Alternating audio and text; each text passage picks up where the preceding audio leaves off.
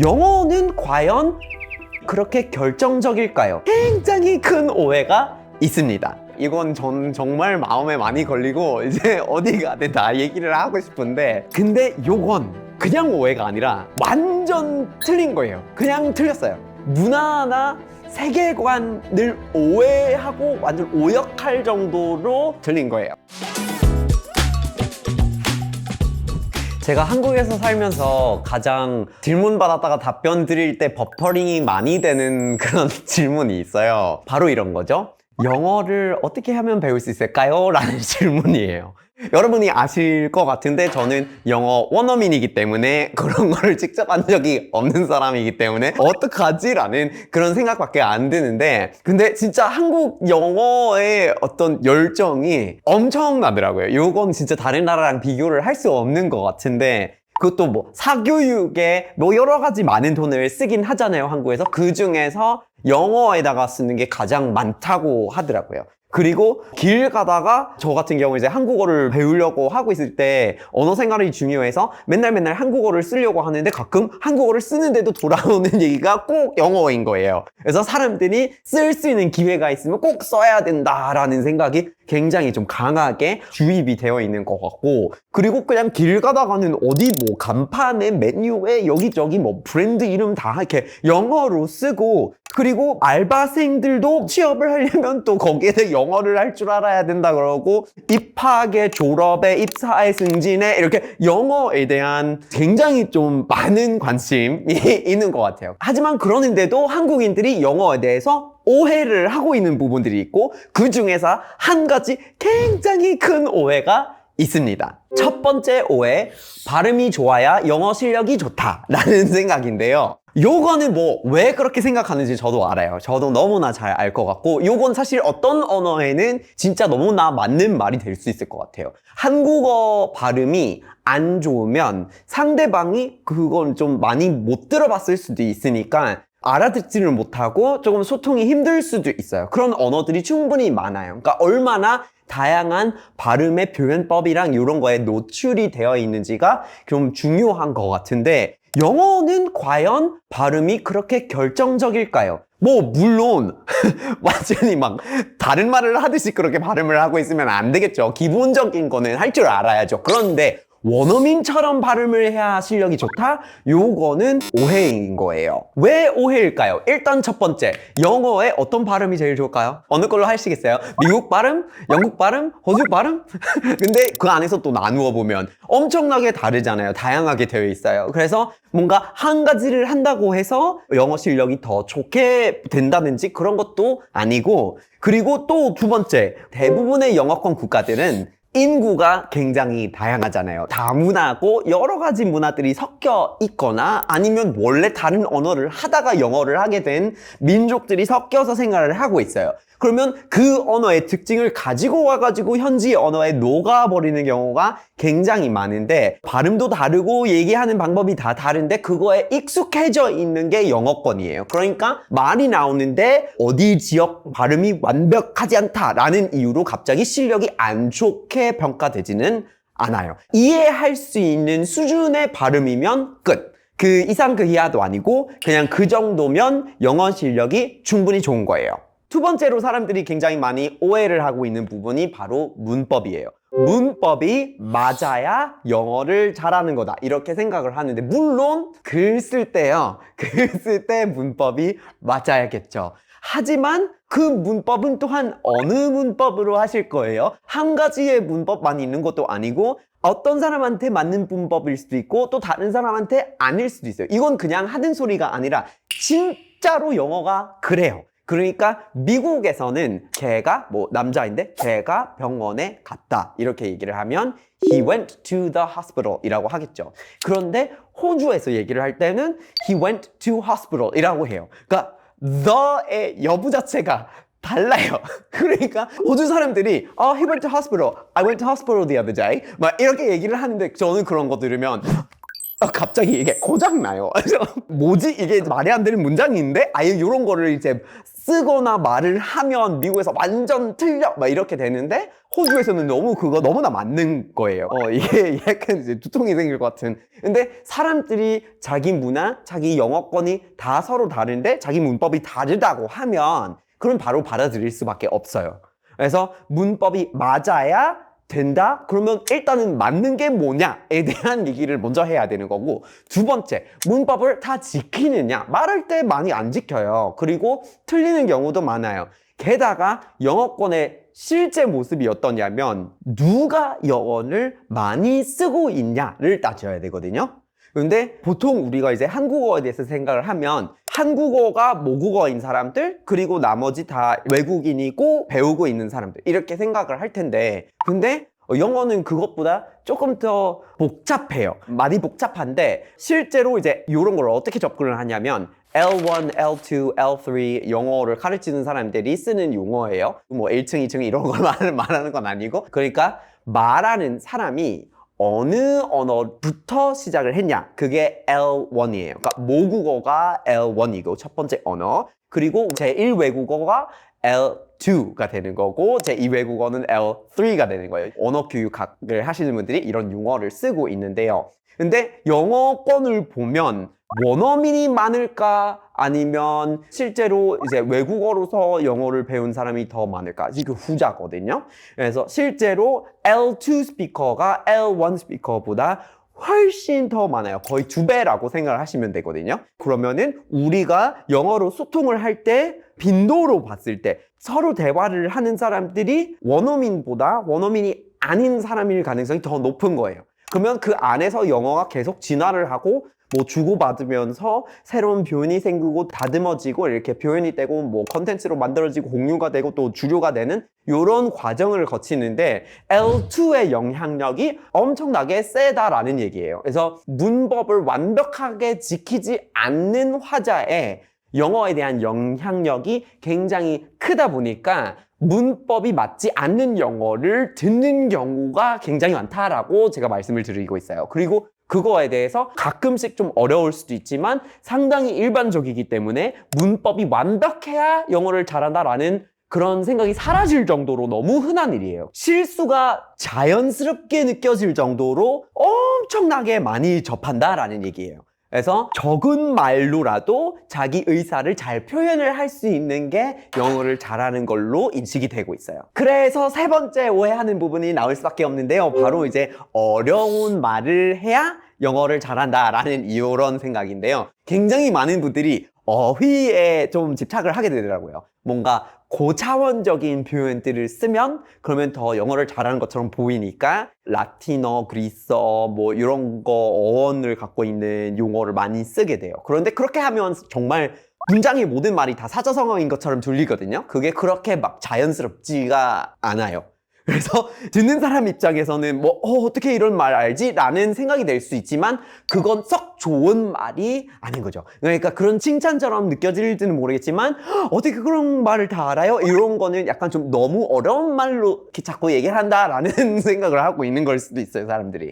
그래서 영어를 굉장히 다양한 사람들이 섞여서 쓰고 있고 L2 스피커가 L1 스피커보다 많기도 하고 서로 다른 영어를 쓰고 있으며 서로 같은 기준을 갖고 있지 않기 때문에 나만의 영어에 집착을 하고 맞는 거에 집착을 하면 상대방이 이해를 못하게 될 수도 있으니 그래서 아예 그렇게 안 하고 쉬운 영어로 본인의 생각을 표현하는 게 가장 말을 잘하는 방법이라고 이런 이제 인식이 어느 정도 깔려 있다고 생각을 하시면 너무 좋을 것 같아요. 이제 마지막으로 한국인들이 가장 많이 영어에 대해서 오해하고 있는 부분입니다. 이건 전 정말 마음에 많이 걸리고 이제 어디 가든 다 얘기를 하고 싶은데 한국에서 그렇게 이제 교재를 한번 보시면 그런 거 많이 보실 수 있는데 영어 대화를 써놓고 그거를 번역해서 한국어 버전을 보여주는 경우가 많아요. 항상 이런 식으로 나오죠.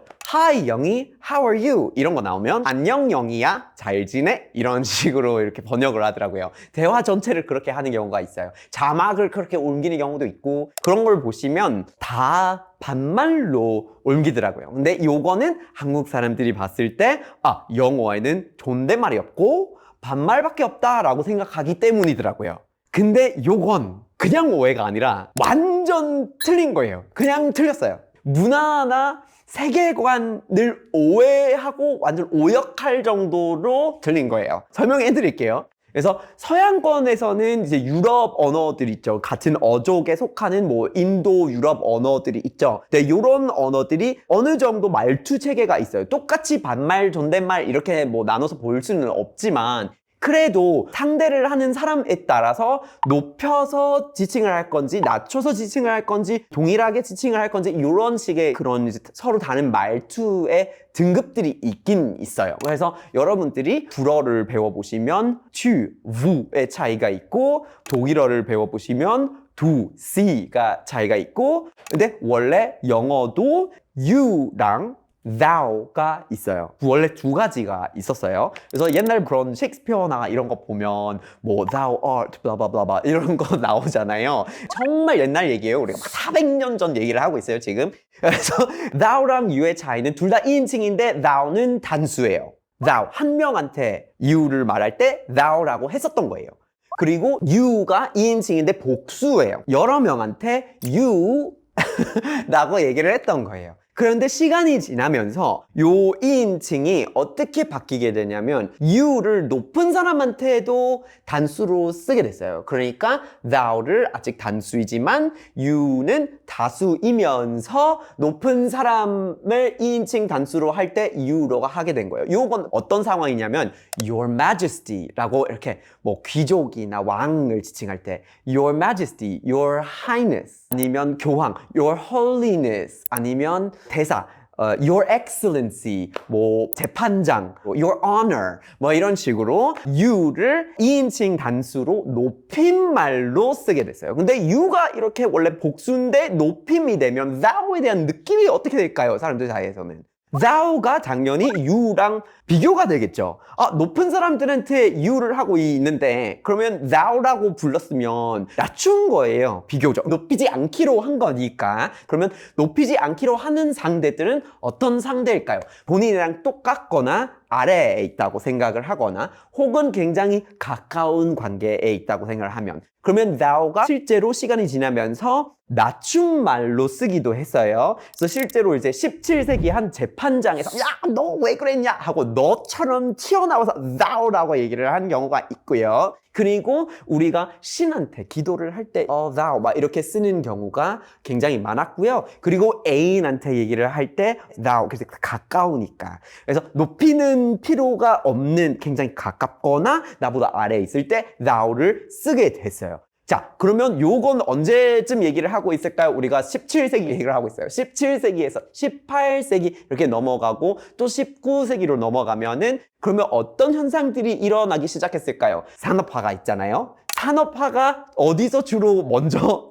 일어났던 거죠? 바로 영국이에요. 그래서 굉장히 계급 사회인데 동시에 소위 말하는 신대륙으로 북미 캐나다 쪽으로도 거의 이식이 됐던 거거든요. 거의 이식이 되면서 thou, you의 요를 구분이 존재했던 거예요. 그런데 금방 사라질 수밖에 없었던 게 사회가 봉건 제도를 떠나게 되면서 you가 그냥 높인 사람한테 쓰는 거는 이미 공장에서 공장장들이 돈을 많이 벌고 갑자기 중산층이 떠오르게 되면서 이렇게 권력의 이동이 생기는데 thou가 점점 덜 쓰이고 그 자리에 you가 더 나타난 거예요. 산업화를 하게 되면서 결국에는 그냥 대체가 돼버립니다. 그래서 실제로 언어학자들이 이거에 대한 분석을 할 때 여러 가지 학설이 있겠지만 근데 그 중에 굉장히 유력한 학설은 바로 사회의 구조가 점점 더 많은 평등이 생길 때 그 구분을 지어야 할 필요가 영어권에서는 굉장히 빨리 사라지게 됐다는 거예요. 근데 실제로 산업화의 배경을 보면 유럽 대륙이랑 굉장히 많이 대조가 되는 부분이라서 맞는 걸로 해석을 할 수 있을 것 같아요. 그래서 미주에서 쓰고 있는 언어들의 어떤 2인칭의 변화를 봤을 때 다른 언어들도 사실은 좀 더 평등해졌거든요. 실제로 북미에서 쓰고 있는 불어, 퀘벡주에서 쓰는 불어에는 vu보다 tu를 굉장히 많이 써요. 모르는 사람한테도 써요. 이런 건 이제 프랑스에서 하면 조금은 아닐 수도 있는 거지만 북미에서는 말이 어느 정도 좀 더 평등해진 거죠. 말투가. 그리고 좀 어느 정도 국가마다 다르기는 하지만 포르투갈어랑 스페인어는 어느 정도의 평등성이 좀 생긴 부분들이 있어요. 그런데 영어가 신기한 부분이 뭐냐면 thou를 유지하지 않고 you를 유지한 거예요. 그러니까 퀘벡주에서 쓰는 거는 뭐 to를 많이 쓰는데 반말을 더 많이 보편화한 케이스고, 영어권은 thou가 아예 사라져서 높임말을 보편화한 거예요. 그러니까 반말이 사라지고 그 자리를 완전히 잡아먹은 게 존댓말이에요. 실제로 우리가 요즘 영어권에서는 사람을 2인칭으로 좀 낮추고 싶으면 할 수 있는 방법이 없어요. 늘 높임말밖에 안 남아있는 거기 때문에 다 존댓말인 거예요. 그러니까 영어권의 어떤 신분을 많이 따지지 않는 경향, 그리고 사회적인 어떤 이동성에 대해서 좀 많이 열려 있다는 것, 그리고 집단주의보다 개인주의에 더 많이 치워져 있다는 것, 그리고 권력이 있는 사람들을 존중은 하는데 그래도 사람으로서 보기 때문에 평등성을 좀 많이 반영을 하고 있는 것 같아요. 진짜 신기한 부분이고, 그런 사고가 이미 언어의 구조에 녹아들어 있다는 거예요. 그래서 앞으로는 우리가 이제 한국에서 영어권의 문화에 대해서 얘기를 할 때는 걔는 이제 반말밖에 안 해, 존댓말이 없대, 이런 얘기가 틀렸다라는 거를 좀 다시 생각해 볼 필요가 있어요. 왜냐면 실제로 틀렸으니까요. 그래서 존댓말만 해요. 요거는 진짜 한국 사람들한테 어떻게 보여줄 수 있을까, 어떤 느낌인지를 알려줄 수 있을까 고민을 좀 많이 해봤는데, 그렇게 막 자리 잡혀 있지는 않다는 건 알지만 그래도 약간 유행한 적이 있다고 알고 있어요. 집에서 아이를 키울 때 가족들이 우리끼리 일단 반말을 쓰기보다는 다 같이 존댓말을 쓰자라는 그런 유행이 돌 때가 있었다는 걸로 알고 있어요. 그래서 그렇게 해서 아이를 존중하고 아이도 서로 존중하고 이런 분위기를 만들자라는 그런 사고를 가진 사람들이 어느 정도 있다는 걸로 알고 있어요. 영어권 전체가 그렇다라고 생각을 하셨으면 좋겠어요. 그런 느낌이에요. 그러니까 중산층이 떠오르면서 우리도 유야, 우리가 thou가 아니야 이렇게 생각하게 되고, 그게 그냥 대중의 자리를 잡히게 된 게 영어예요. 그래서 반말이 없고 존댓말밖에 없는 언어가 됐습니다. 이렇게 영어에 대한 심각하고 많은 오해가 존재하잖아요. 그냥 그 중에서 제가 가장 좀 많이 심하다고 느끼는 것들만 이렇게 소개를 해드린 건데, 4개 중에 3가지가 다 실력 관련된 거거든요. 솔직히 뭐 완벽해야 영어를 할 수 있다 이런 거는 그냥 아닌 거예요. 그러니까 여러분들이 영어도 그렇고 다른 언어도 그런 건데 하고 싶으면 그냥 하시면 돼요. 그냥 알고 있는 거를 활용해 보시면 되고 그냥 재밌게 즐기면서 하시면 되는 거예요. 완벽할 필요는 없으니까요. 그래서 우리가 이렇게 영어에 대한 오해에 대해서 같이 얘기해 봤는데요. 분명히 여러 가지 이제 외국어에 대한 오해를 하고 있을 것 같고, 그리고 사실은 또 한국어에 대해서도 오해하고 있는 부분들이 분명 있을 거예요. 그러니까 앞으로 계속 저와 함께 언어 볼까요?